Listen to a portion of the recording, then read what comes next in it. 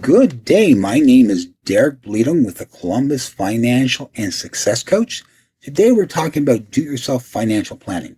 Before we go too far, what is financial planning? Financial planning is basically, I have a three-tier system. The first, most people contact me because they're in financial hardship. So I deal with a financial situation or financial hardship first, which is immediate planning. They need instant results, anything now, not 6 months from now, a year from now, 5 years from 10 years from now. That's more financial planning. We talk about long-term financial plans, more long-term. Financial coaching and credit counseling is more now. It's immediate. We need some immediate action. We need to do something now, not wait 5 years.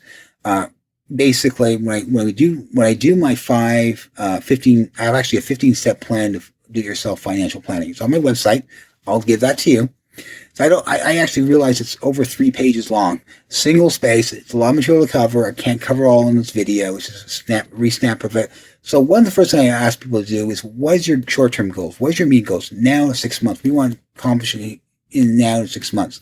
What are you trying to accomplish in 3 to 5 years? And what are you trying to accomplish in 10 to 30 years? You need to answer that question. If you can't answer that question, I would tell you, put a stop to this video, write it down, and come back to the rest of my video. This can be a summary of what I teach people on my website, and what I do in person. Long-term financial planning is a long-term process. So the first thing you need to do in any financial situation, do your current budget, and then you do a current budget, what your current expenses are, and I'll tell you right now to find a way to save additional funds. This is a key of getting yourself ahead. If you can reduce expenses, this is a key. One fundamental financial keys to keep yourself in better long-term financial health. I'm not telling you should go on a diet or stop eating or stop going out and have fun or watching movies or get rid of all your services. I'm just saying find an alternative for what you have. I'm not what you do without. I just want you to find a cheaper, better alternative. What's a better, take cable. What's a better, cheaper alternative to cable? Streaming services would be a cheaper alternative to cable. That's one example. Another example is where you eat, where you buy your food. Some people go to, in Columbus, Ohio, people go to Giant Eagle, which is the most expensive place to buy food. Cheapest probably Aldi. And you have all these stores like Walmart and Kroger's and Myers are kind of in between those two. Those are two extremes. Also save a lot. So if you can find a cheaper way you can buy your food or buy most of your food, and that can save your bill and it gives you more money to buy things or buy protection for the future. Now we're going to talk about protection. We're talking about protection. We need people to have 3 pots of money: a short-term savings plan, which we'll often call an emergency savings plan, a midterm savings plan for midterm things that happen. Maybe your car breaks down, or you need a new car, or you need a down payment on your home, so we'll have a midterm savings plan. Then the final savings plans we have would be a long-term savings plan, like a retirement plan, a 401k. So we got these 3 things. You got the short-term emergency funds, the midterm funds, midterm savings program, and long-term is usually called a retirement plan or a 401k. So once we got all these bases covered, it's great. And a lot of people don't take advantage of their company match, their 401k. People are giving hundreds of dollars, $1,000 a year, a lifetime, working that company and not matching their 401k. A lot of people make this mistake. Some companies, if you match 6%, will match. Some companies will match 6% with you. It's 12. You're with your money and their money. It's 12% equivalency. Why you want to give that 6% every year away? That's crazy. Would you? If I gave you $100, would you not take my $100 from me? Sure, you would. But you're doing the same thing. You're taking hundreds of dollars over a lifetime working that employer. You're not matching your 401k. That's crazy. That is giving free money away. You want to take advantage. It's potentially your money, and you can take advantage of that money. You want to take advantage of your company's match. So, another recommendation I do, I firstly makes sense to me, is I tell people there's 2 types of 401ks. There's a regular 401k and there's a Roth 401k. And what's the difference? The Roth 401k you don't pay taxes on, but you have to pay taxes now. The non-Roth 401k, you get a tax deferration. So what I tell people to take advantage of both worlds is first match up to 10%, or do 10% of your own, do 10% of your income to the non-401k, and then after you hit 10%, do a Roth IRA for the excess. Some people don't believe in that. Well, why do I have that dual system? We don't know what the future looks like. We don't know where the markets are going to be in 30 years from now, 20 years, or 100 years from now. We don't know what that's going to be. So the advantage is if the market is doing horribly, if you have more options of what account you pull your money on, if your money is doing poorly, I mean your performance of your stock right now is you just had a surfer crash a month ago. Well, you can take money out of the Roth IRA. You have to pay tax on it, but you're preserving your Roth IRA for prosperity. When it comes back after 6 months, that crash market will come back to normal levels and may exceed normal levels.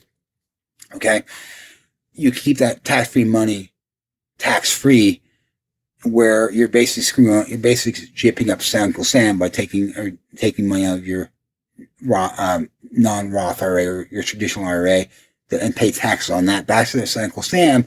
Wait until the market recovers and keeping that money in your own pocket, a bigger hunk in your own pocket. That's crazy talk. I know some financial planners might not agree with that. I don't care what they agree with. It's my system. I'm a very unorthodox thinker. I'm extremely unorthodox. Some people not like me because I'm unorthodox. I'm unorthodox about finances. I'm unorthodox about my thinking, my philosophy. If you don't like that, too bad. Well, you know what? I'll talk more about myself. Okay, while we're here, let's talk about myself. Most certified financial planners take 10 classes and you have to pass a test. That's where I went to school. I went to a top 20 university in the world by US News Report. In 2010, McGill University of Montreal, Canada was ranked top 20 in the world. Not in the United States, in the world, not just the US, but the world. Okay? Who do you trust? Someone that took 10 classes, got a certificate, got a certification, or a person that actually has a degree from a top 20 university. And that top 20 university is considered the Harvard of Canada. Okay? We all know Harvard of Cambridge, but I graduated from the Harvard of Canada. Canada's Harvard McGill University. Why wouldn't you trust me? Because I don't have a certification that took 10 courses. My certification at McGill took 11 classes to gain. And then later I went to Franklin University, which I graduated with honors with my marketing degree. I do have a graduate from business school. I have a business degree. I'm not a fool. Okay. And, some people feel, I need a certified financial planner. Well, great. You have a person that took 10 classes. Doesn't make them an expert. Makes them, some expression. Because someone took 10 classes on something doesn't make them an expert. It doesn't make them an expert because they're legal.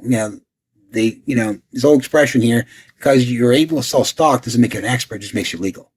Same as my feeling. You took 10 classes. You have knowledge. They definitely have knowledge. But I read over 100 books in financial planning. I read over 100 books in management by the top experts in the world, the top authors in the world. I have a lifetime experience. My parents taught me how to manage money effectively. I have a passion for investing money. I have a passion for managing money. So I think I'm more of an expert than the experts are. That's my belief. You might not believe it. You have a right to believe what you want, but that's what I believe. So let's go further on our financial planning situation. So we talked about that. Next thing I'd like to talk about, just a quick overview, is financial planning is make sure you have life insurance. Why do you want insurance? Well, life insurance or insurance areas protect you from liability. Most of us are forced to have a mortgage insurance. Sometimes we have something called PI, private mortgage insurance, protect the insurance company in case we default. We have to pay for that. Mortgage company will force you to take homeowners insurance. Your auto loan company will force you to probably take auto insurance. Okay? You have health insurance to protect you from your health. These are all to protect you from liability. I also recommend 2 other types of insurance. A disability insurance, in case you become disabled, you can't work any longer, and a life insurance in case you pass away and your family has enough money to live. This is where the big debate in insurance. I'm also a licensed insurance agent. I'm just letting you know I'm also a professional licensed insurance agent. I'm not currently licensed on hold right now. I don't actively sell insurance, but I do have a certification. I do have the life insurance. I'm a life and variable life insurance agent. I don't actually sell. I don't have it on hold. I don't actually sell it right now. But I want to talk about life insurance for you. Most people don't have life insurance. What happens if you die tomorrow? Your family would be in financial crisis. We're trying to avoid a financial crisis for you and your family. If you can't afford life insurance, the suggestion is get some type of life insurance through your employer. Now, the employer-based life insurance is the cheapest and the most cost-effective. The major downfall with a a term life insurance, cheapest life you can buy is term life insurance, is, and through employer, is that if you would get disabled, you retire, or if you quit the job or get terminated from that job, that insurance goes bye-bye with you. So, as long as you can afford, we suggest people to always buy term and life from the employer. It gives them a baseline, some type of basic protection. Once things get improved for you financially, we're recommending a term life through a more non-employment-based life insurance company to protect you further. The whole idea of using a term life insurance over whole life is, what is your objectives? If you're just protecting yourself from the age of 20 to your retirement age, term makes more sense. If you're looking to give an inheritance, universal life and or whole life makes more sense. So what's your objectives? Are you trying to give inheritance to your grandchildren, your children, or donate money, a large sum of money to your school you graduate from, for your religious organization or a nonprofit? Then a whole or universal life makes more sense for you. But if you're just trying to protect your short term or your working age, time you start working till the time you retire, then not a whole life, but a term life would be a better product for you and a lot more cost effective for you. So you have to say, what is my objectives? My website will go way more details on this. I have actually 15 steps, and it's going 3 pages, single spaced. I can't go all the material today, but if you want to go overview what I do, if I have feel who I am and what I do, my financial strategies here. So I'd like to thank you for listening to me today. If you like me, follow me. If you like me, basically, like me, if you follow me. And I hope to, and if you need any help, please feel to reach out to me. I can almost pick up the phone. You can text me. My numbers are usually available online. So thank you and have a wonderful day. And thank you for listening to this video. Hope it helps you. Have a great one. Bye-bye.